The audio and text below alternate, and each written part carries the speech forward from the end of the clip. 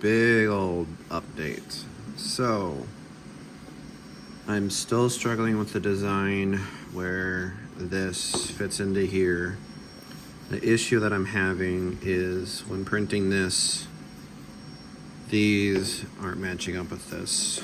I experimented with other kinds of epoxies, and I finally have settled to this. But I'm still indecisive of the final decision on, excuse me, try to turn this around. It's hard to do with one hand. Where do I keep it simple and use a flat piece, scuff it with 90-120, and then use little pegs to join in between here, or just use this and glue. So I glued this last night.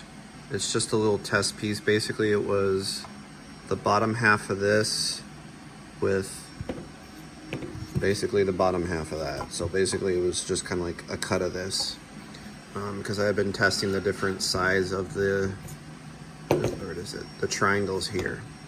Basically I grabbed onto one side of the pliers and the other, and I did both pull apart force and lateral force, and it didn't come off. I was basically dragging my wife around the house. So this JB Weld stuff, a tie strength structure adhesive. I'm gonna use it in black. Hopefully they have this in black to weld it. Clearly it's fucking holding. This one is completely welded with it, just a thin layer, scuffed 120. You won't notice anything. You'll make sure it looks clean. You also notice the design, it got rid of one of the holes. I was noticing there was sometimes inconsistency in the printing across open spaces. That's just a printer thing. I'll try to take care of it as best as I can for the final product. I wish I could do more of a tapered corner, because on printing, 3D printing, anything base is fine, but the more rounder natural curve you have, it can build it.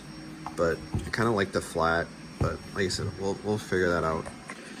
So yeah, basically I tried peeling it off and it continued to break off the other pieces. So I am actually going to do a destructive test. Basically, I'm gonna have my wife run it over just to prove to you guys that, and myself, that this adhesive is going to hold.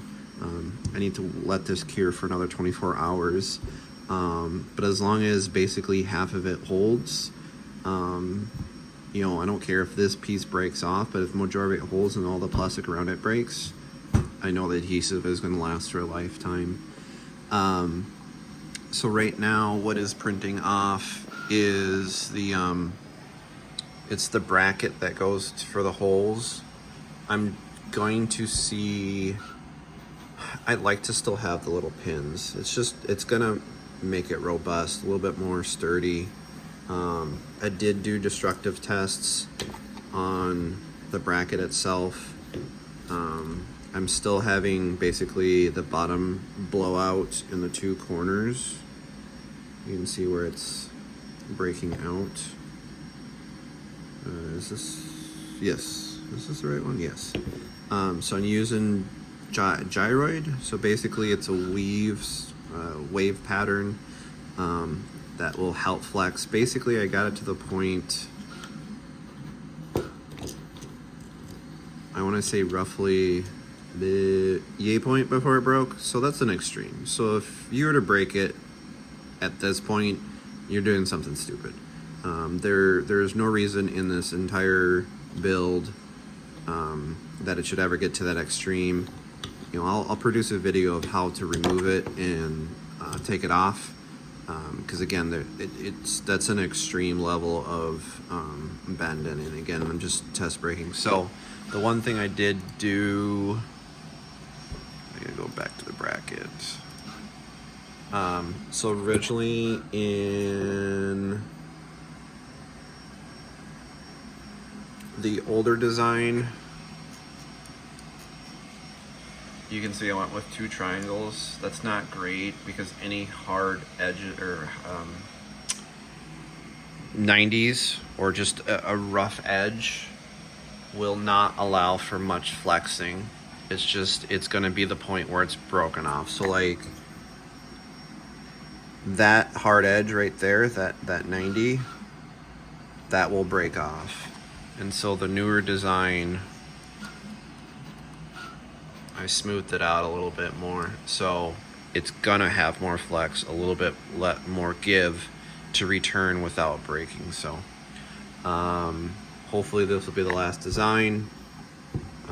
There's been a lot of iterations, a lot of frustrations, and I have a nice lot of cup holders. So hopefully I'll be able to produce this soon.